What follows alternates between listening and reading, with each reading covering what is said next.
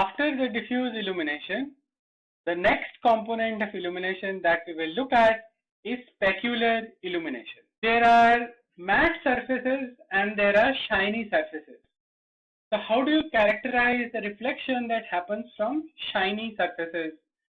These surfaces are called specular surfaces. So just like we had the ideal diffuse surface, we have an ideal specular surface. And we say that the ideal specular surface reflects light in the direction of mirror reflection. So we all know what is the direction of mirror reflection, because the mirror reflection follows a very simple law that says that the angle of incidence is equal to the angle of reflection. So given the light vector and the surface normal, you can figure out the angle of incidence. Then if you figure out the reflected vector such that the angle of reflection is equal to the angle of incidence, then you get the reflected vector R. That is a perfect specular surface. You only get one reflected direction. However, only an ideal mirror is a perfect specular surface. Other surfaces will reflect light not in one direction, but strongly along one set of directions, right? So other specular surfaces which are not ideal, but they are still specular, so they are still shiny, they tend to reflect light in one set of directions. And this set of directions is given to us by the specular BRDF, and the way to compute that BRDF is IL cos alpha raised to the power n, where alpha or alpha v as it is written on the slide is now the angle between the reflected vector, right? That is the vector that you got by mirror reflection, and the view vector. So the view vector is the position of the camera with respect to the surface point. You can also write it as r dot v raised to the power n. And we will see soon what is this n. But before we do that, we should realize that what this models is an envelope that looks like this particular shape that is shown here. And what this envelope represents is a set of directions that are distributed around the direction of mirror reflection. So the reflection is strongest in the direction of mirror reflection, and you have these other directions at which reflection also happens. But outside this particular envelope, there is no reflection from a specular surface. So this BRDF is what represents a highlight that you see when you look at a shiny surface. So look at any shiny surface like the rim of a wall clock, or say the reflector of a tube light, or any metallic, shiny metallic surface. You will see that there is a bright patch on that surface. That is the specular highlight. That is what this BRDF is modeling. Okay, and if you move your head from side to side while you are looking at this surface, you will see that this highlight will move as you move your head. So that is what shows you that the position of the highlight or the shape of the highlight is governed by the view vector as well. So therefore the BRDF is computed as r dot v to the power n. Now this lobe in the BRDF, the specular lobe, should have this shape as it is shown here. However, the shape that we have modeled in the formula is actually a cosine lobe, right? So it's a cosine function raised to some power. And what is the effect of this this power n? Well, if you have a cosine lobe with n equal to say 0.1, then the cosine envelope is very broad. So what you will see will be a large highlight, right, or a wide highlight. For n value that is 1 or 2, you will get slightly smaller highlights. As you increase n To larger and larger values, the size of the cosine lobe goes on shrinking and your highlight goes on becoming smaller and smaller. So that is the way in which you model the specular highlights, by using this cosine function raised to a exponent in this BRDF formula. N is called the coefficient of shininess, or sometimes it is called just the shininess in the specular illumination model. And as earlier, you can again factor in attenuation due to distance. So IL can again be computed as some IT by R square. Right? So we had done this at the end of the diffuse model. We can also do this for the specular model. So we have seen two components of our illumination model, the diffuse component and the specular component. So when light falls from a light source on a surface, if that surface is diffuse, then it will reflect light using the diffuse BRDF. If that surface is specular, then it will reflect light as the specular BRDF. Very often we will find that a surface is a combination of both, and in such cases it will reflect some part as diffuse and some part as specular. So that is why we say KD into ID plus KS into IS. The amount of specular reflection and diffuse reflection are controlled by these coefficients KD and KS. So those are surface property coefficients that tells you how much of the surface is diffuse and how much of the surface is specular. So if a surface is mostly diffuse, KS will be close to 0, KD will be close to 1. If a surface is mostly specular, it will be vice versa.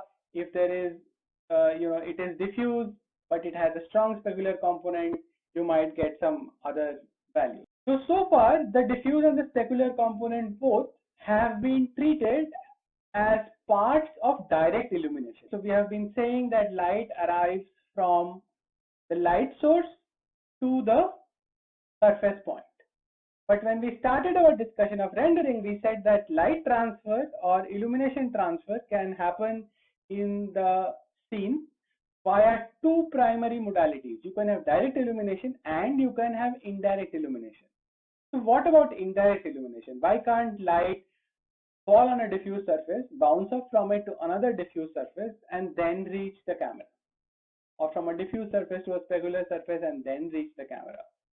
So all of these are possibilities, and all of these fall under the category of indirect illumination.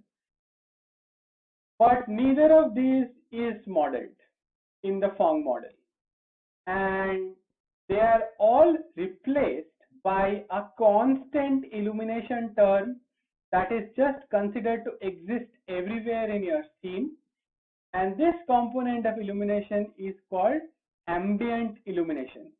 So the effect of the ambient term is just to make things bright in your scene. It is a very, very crude approximation to indirect illumination, and sometimes you do not replace all of indirect illumination by the ambient term. You compute a part of indirect illumination and the other parts you say are approximated by the ambient term. But whatever part of indirect illumination it approximates, whether it is all of it or some part of it, it is a bad approximation, but it is a very fast approximation and a very convenient approximation. So it is used extensively in real-time graphics.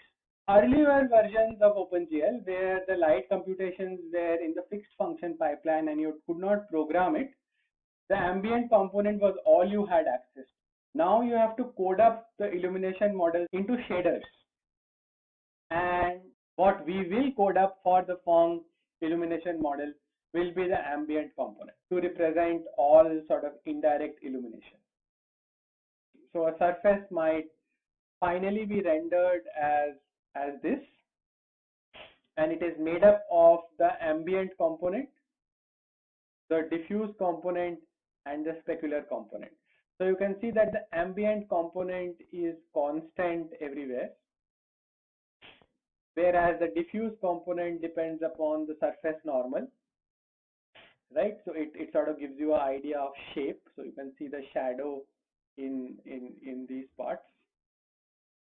So this sort of tells you that this is the part that faces away from the light source, and these are the regions that sort of face the light source. So this gives you an idea of that the normals sort of face in this direction at this part, and the normals here face in the opposite direction, right? And the specular component you can see is only giving you the highlights. Okay. So if you add all the three components together with appropriate coefficients, then you get the complete illuminated surface where the illumination has been computed using the Phong illumination model. So here, of course, when you as we mentioned earlier, that the Phong illumination model is computed as Ka plus Ia, Kd plus Id, and Ks plus Is. So here, this is the direct illumination part, and this was our approximation to indirect illumination, right? Ka, Kd, Ks are material constants that define or that kind of capture the amount of light that is reflected as ambient, diffuse, or specular, right? So the light source is giving the same amount of light. A part of it contributes to the ambient, part of it contributes to the diffuse component, and part of it contributes to the specular component that is reflected from a surface.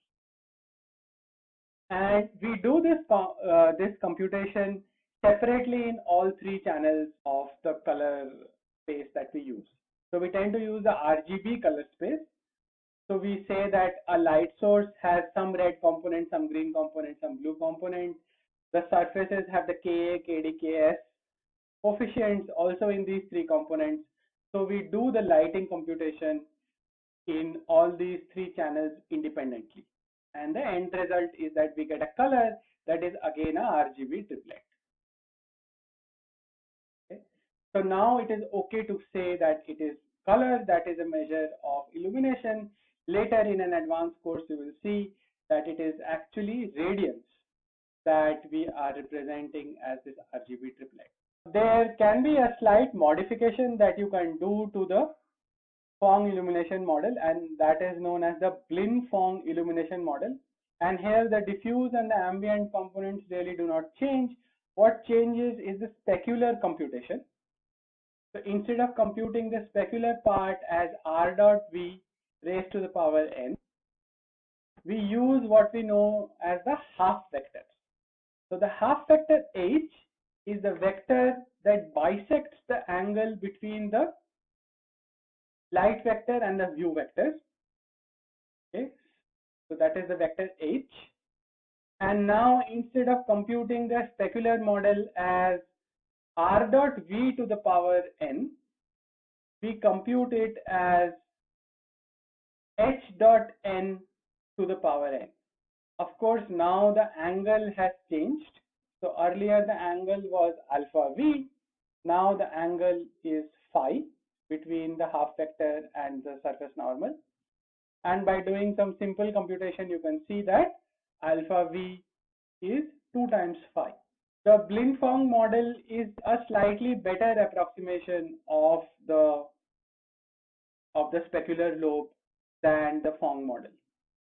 The reasons for that are not important at this point, but the Blin-Phong model is also a valid alternative that is used very commonly to model the illumination in real-time graphics. So far what we've seen is the local illumination model. So you computed the diffuse component and the specular component due to one light source. If you have multiple light sources, so for example, if you have m light sources, their contributions at a surface points will all add up. So this is the local illumination model, because the entire indirect illumination is taken care of by this constant ambient term. If you want to extend this model to do better indirect illumination, then sometimes what is done is that you add Kr into I reflected plus Kt into I transmitted, where I reflected is the reflected illumination that reaches a surface point reflected from other surfaces, and I transmitted is the illumination that reaches a surface point through other surfaces, right? So these are not coming from a light source directly, but these are coming from other surfaces. Okay, so this is how you will extend the Phong illumination model from a local model to a global model. If you compute these I reflected and I transmitted terms, then you can drop the ambient term or modify it a little bit, maybe make the constant slightly smaller, because if you have managed to capture all surface to surface reflections and transmissions, then you can drop IA completely. If you have only captured some of them in your model, then you can retain, IA, some part of IA appropriately, okay, thereby computing some approximations to global illumination. So here is a slight variation on the Phong illumination model. So far we have been talking just about intensity, and we said that we represent color as this RGB triplet. So we repeat the color computation in all these three channels separately. We can also say that we do this computation at a particular wavelength of light, and when you say that, then you will of course have some wavelength dependent components in your computation. So there will be a wavelength dependent component for specular reflection, for ambient reflection, for diffuse reflection, and that is what will let you compute the wavelength particular characteristics of this model. So for example, if you want to say it reflects a certain percentage of red light, but it does not reflect any blue light, then for the red wavelengths, CD lambda might some value. For the blue wavelengths, CD lambda might be 0. Okay.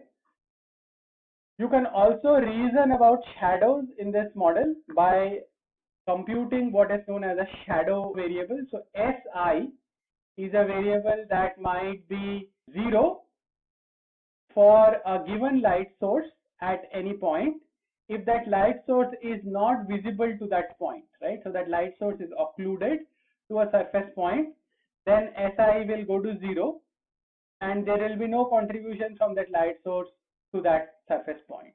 Now remember, in our model we said that we only have a point light sources. So either a point light source is visible to a surface point or it is not visible. So Si is either 0 or 1. So we are saying Si is binary. So if we have area light sources, part of that area light source might be visible. So in that case, Si can be 0 or 1 or any value between 0 or 1 to represent what part of the light source is visible. So there you get softer shadows, as we have discussed before. Whereas for point light sources, there is either a contribution, full contribution from a light source, or there is no contribution from a light source. This is what produces hard shadows in our imaging model, where we have only point light source. That finishes our discussion of illumination modeling. Next, we will look at how these computations are applied to compute colors for pixels, and where in the graphics pipeline do you do this computation so that you can compute colors for the pixels that finally show up on your screen. Thank you.